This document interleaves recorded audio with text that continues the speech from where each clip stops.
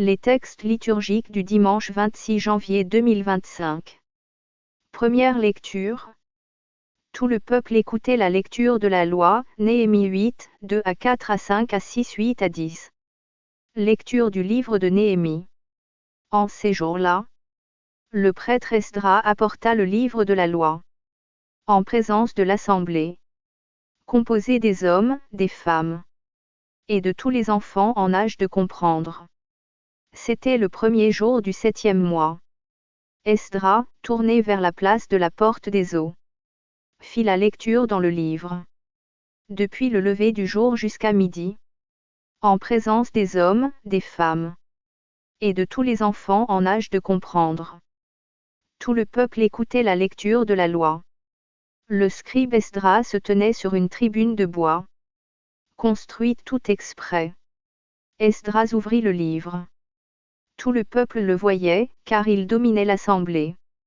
Quand il ouvrit le livre, tout le monde se mit debout. Alors Esdras bénit le Seigneur, le Dieu très grand. Et tout le peuple, levant les mains, répondit: Amen. Amen. Puis ils s'inclinèrent et se prosternèrent devant le Seigneur, le visage contre terre. Esdras lisait un passage dans le livre de la loi de Dieu. Puis les Lévites traduisaient, donnaient le sens. Et l'on pouvait comprendre. Néhémie le gouverneur, Esdras qui était prêtre et scribe, et les Lévites qui donnaient les explications, dirent à tout le peuple: Ce jour est consacré au Seigneur votre Dieu. Ne prenez pas le deuil, ne pleurez pas. Car ils pleuraient tous en entendant les paroles de la loi. Esdras leur dit encore: Allez, mangez des viandes savoureuses. Buvez des boissons aromatisées. Et envoyez une part à celui qui n'a rien de prêt. Car ce jour est consacré à notre Dieu. Ne vous affligez pas. La joie du Seigneur est votre rempart. Parole du Seigneur. Psaume. Psaume 18, 19, 8, 9, 10, 15. La loi du Seigneur est parfaite, qui redonne vie. La charte du Seigneur est sûre, qui rend sages les simples. Les préceptes du Seigneur sont droits. Ils réjouissent le cœur.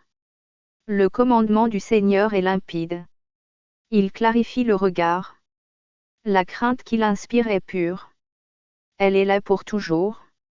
Les décisions du Seigneur sont justes et vraiment équitables. Accueille les paroles de ma bouche, le murmure de mon cœur. Qu'ils parviennent devant toi, Seigneur, mon rocher, mon défenseur. Deuxième lecture. Vous êtes corps du Christ et, chacun pour votre part, vous êtes membres de ce corps. 1 Corinthiens 12, 12 à 30. Lecture de la première lettre de Saint Paul apôtre aux Corinthiens. Frères, prenons une comparaison. Notre corps ne fait qu'un. Il a pourtant plusieurs membres. Et tous les membres, malgré leur nombre, ne forment qu'un seul corps. Il en est ainsi pour le Christ. C'est dans un unique esprit, en effet, que nous tous, juifs ou païens, esclaves ou hommes libres, nous avons été baptisés pour former un seul corps. Tous, nous avons été désaltérés par un unique esprit. Le corps humain se compose non pas d'un seul, mais de plusieurs membres. Le pied aurait beau dire: Je ne suis pas la main, donc je ne fais pas partie du corps. Il fait cependant partie du corps. L'oreille aurait beau dire: Je ne suis pas l'œil, donc je ne fais pas partie du corps.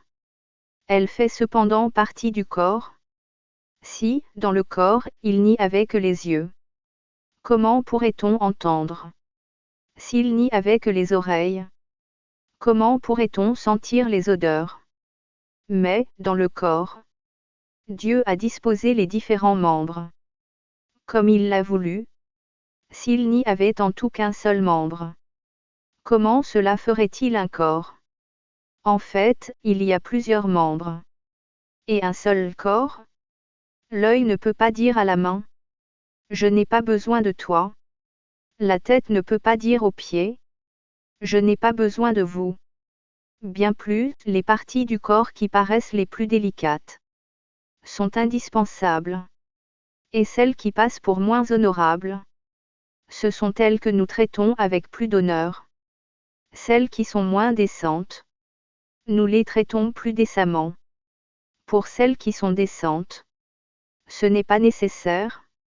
Mais en organisant le corps, Dieu a accordé plus d'honneur à ce qui en est dépourvu. Il a voulu ainsi qu'il n'y ait pas de division dans le corps, mais que les différents membres aient tout le souci les uns des autres. Si un seul membre souffre, tous les membres partagent sa souffrance. Si un membre est à l'honneur, tous partagent sa joie. Or, vous êtes corps du Christ. Et, chacun pour votre part. Vous êtes membre de ce corps. Parmi ceux que Dieu a placés ainsi dans l'Église, il y a premièrement des apôtres, deuxièmement des prophètes, troisièmement ceux qui ont charge d'enseigner.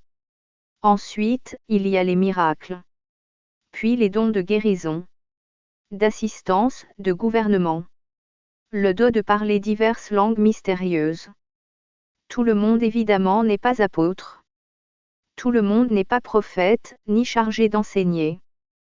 Tout le monde n'a pas à faire des miracles, à guérir, à dire des paroles mystérieuses, ou à les interpréter. Parole du Seigneur. Évangile. Aujourd'hui s'accomplit ce passage de l'Écriture, Luc 1, 1 à 4, 4, 14 à 21. Évangile de Jésus-Christ selon saint Luc. Beaucoup ont entrepris de composer un récit des événements qui se sont accomplis parmi nous, d'après ce que nous ont transmis ceux qui, dès le commencement, furent témoins oculaires et serviteurs de la parole. C'est pourquoi j'ai décidé, moi aussi, après avoir recueilli avec précision des informations concernant tout ce qui s'est passé depuis le début, d'écrire pour toi, excellent Théophile, un exposé suivi, afin que tu te rendes bien compte de la solidité des enseignements que tu as entendus. En ce temps-là, lorsque Jésus, dans la puissance de l'Esprit, revint en Galilée, sa renommée se répandit dans toute la région. Il enseignait dans les synagogues, et tout le monde faisait son éloge. Il vint à Nazareth, où il avait été élevé. Selon son habitude, il entra dans la synagogue le jour du sabbat. Et il se leva pour faire la lecture. On lui remit le livre du prophète Isaïe. Il ouvrit le livre et trouva le passage où il est écrit : « L'Esprit du Seigneur est sur moi. Parce que le Seigneur m'a consacré par l'onction.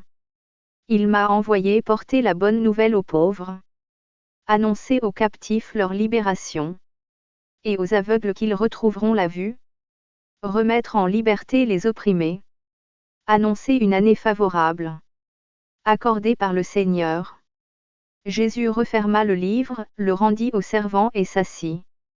Tout, dans la synagogue, avait les yeux fixés sur lui. Alors il se mit à leur dire : « Aujourd'hui s'accomplit ce passage de l'Écriture que vous venez d'entendre. Acclamons la parole de Dieu. »